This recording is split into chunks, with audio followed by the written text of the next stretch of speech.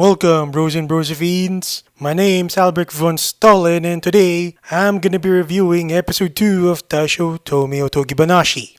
Is episode 2 good? I'll answer it here. Without any more weirdness, let's go!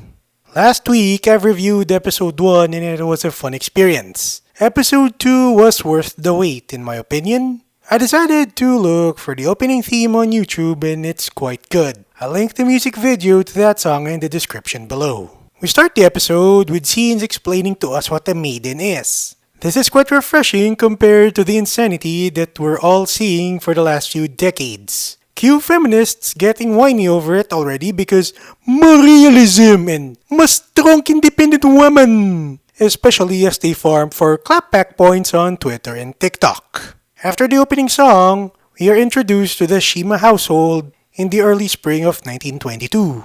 Wait a minute, is that the other bad scene from chapter 1 of the manga? Tamahiko enters the bathroom expecting to take a bath, sees Yuzuki bathing, and goes out flustered. As far as anime bathing scenes are concerned, this is quite wholesome. Neither characters get sexualized like in other anime. This is a breath of fresh air because the whole sexualized bath scene thing is a cliche that needs to go away already. The both of them getting flustered during and after the fact makes it better.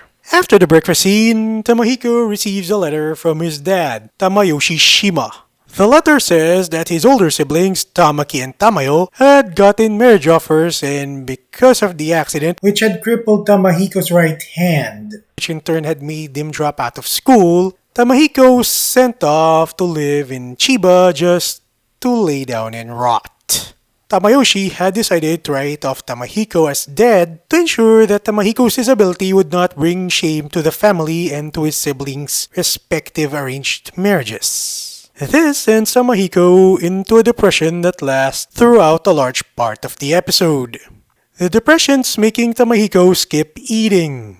We get scenes of Yuzuki being worried for Tamahiko before she decides to check up on him. She notices that he's down with a fever and she takes care of him. After this, we get into a nightmare sequence where Tamahiko gets rejected by his dad and the entire Shima family leaves him. He wakes up and says that he wants to die. And we all thought that he stopped being suicidal in episode 1. Yes, it's back with a vengeance. He tells Yuzuki that him offing himself would make everyone else happy and laughs about the whole thing no less before planning on how he's gonna do it.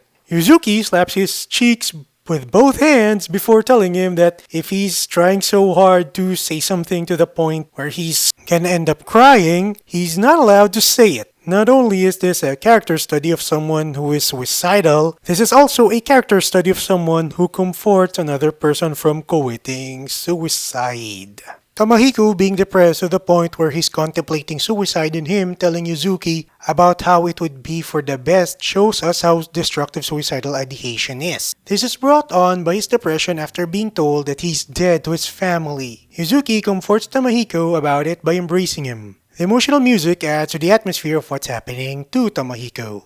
We then see a scene of Tamahiko sleeping only to wake up the next morning. Seeing how he had puked in Yuzuki's kimono the night before, he feels guilty and goes to the kitchen where he sees Yuzuki making breakfast for the both of them. Feeling guilty for ruining Yuzuki's only kimono, Tamahiko asks Yuzuki to go to Tokyo with him and she says yes. In the second half, we see Tamahiko and Yuzuki in Tokyo. After going into a department store, we are treated to a montage of what's inside. The musical direction starting from here tends to be quite cheerful and traditional, which is quite fitting given the setting and the show itself. This type of layout and design inside of the mall looks quite good. The lighting is there, but it's just the right brightness while the items are properly spaced. After looking at different types of cloth for the kimono, Yuzuki asks Tamahiko if it's alright and he says yes. We get another montage, this time of Yuzuki looking for cloth. It's moments like this which gives this show a comfy feel.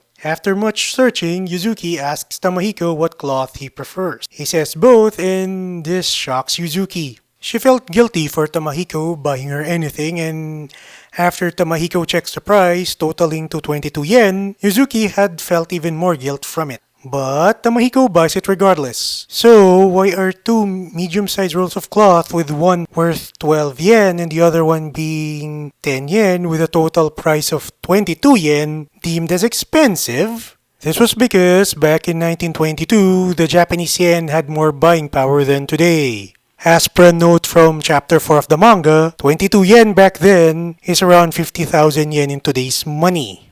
For the Americans, this means that 22 yen from 1922 would have the value of 500 US dollars. Let's just say that the Japanese yen had gone through plenty of inflation over the years. In economics, inflation simply means that the general prices of goods go up over a period of time, which is what's happening right now in places like the United States and the Philippines. The higher the general prices of goods, the fewer the things that you'll be able to buy with your money. Back to the anime review. Yuzuki's happy over the cloth that Tamahiko had bought her. Tamahiko apologizes and Yuzuki tells him that while her first kimono had sentimental value, meaning as it's the first one that she had sewn, the one that would be made from what Tamahiko had bought her would carry a different sentimental value.